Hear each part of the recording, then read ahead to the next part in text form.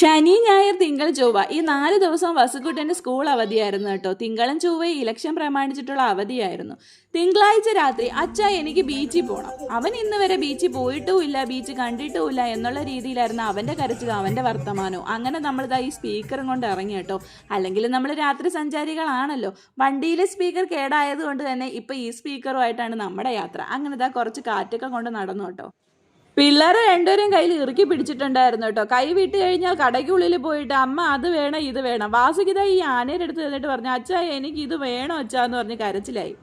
വെറുതെ ആണെങ്കിലും ചെന്നൊന്ന് റേറ്റൊക്കെ തിരക്കേട്ടോ. 25,000 രൂപ. അത് കേട്ടതും അച്ഛൻ വെളിയിൽ വന്നിട്ട് മോളെടുത്ത് പറഞ്ഞു മോളെ അത് കൊള്ളത്തില്ല, ആ ആന ചവിട്ടും തൊഴിക്കും. അതിനുശേഷം എന്താ ഈ താടിക്കാരൻ ചേട്ടൻ്റെ കടയിൽ കയറി കേട്ടോ. ചേട്ടൻ്റെ കടയുടെ പേര് കീരിക്കാടൻ കഫേ എന്നാണ് കേട്ടോ. ചേട്ടൻ തന്നെയാണ് ഈ കടയുടെ മോഡൽ. എന്താ ഈ കാണുന്ന ഫോട്ടോയിലൊക്കെ ചേട്ടനാണ്. ബൺമസ്കയും ഇറാനി ചായയും കഴിക്കാൻ വേണ്ടിയിട്ടാണ് കേട്ടോ കയറിയത്.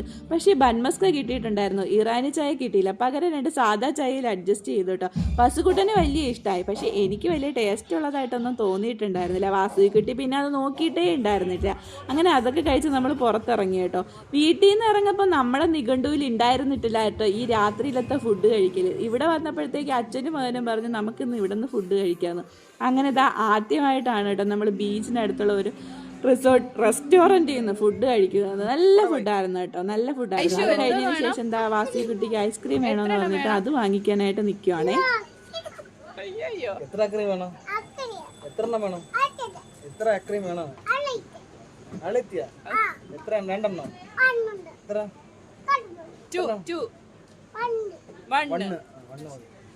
എത്ര ഐസ്ക്രീം വേണം എന്നുള്ള കണക്കെടുപ്പാണ് കേട്ടോ അവിടെ നടന്നത്. പിന്നെ അവിടെ ഒന്നും നിന്നില്ല, രണ്ടിനെയും കൊണ്ട് ഇതാ കാറിലോട്ട് കയറിയപ്പോഴത്തേക്ക് അവളുടെ ഐസ്ക്രീം ഈ പരിവായിട്ടുണ്ടായിരുന്നു.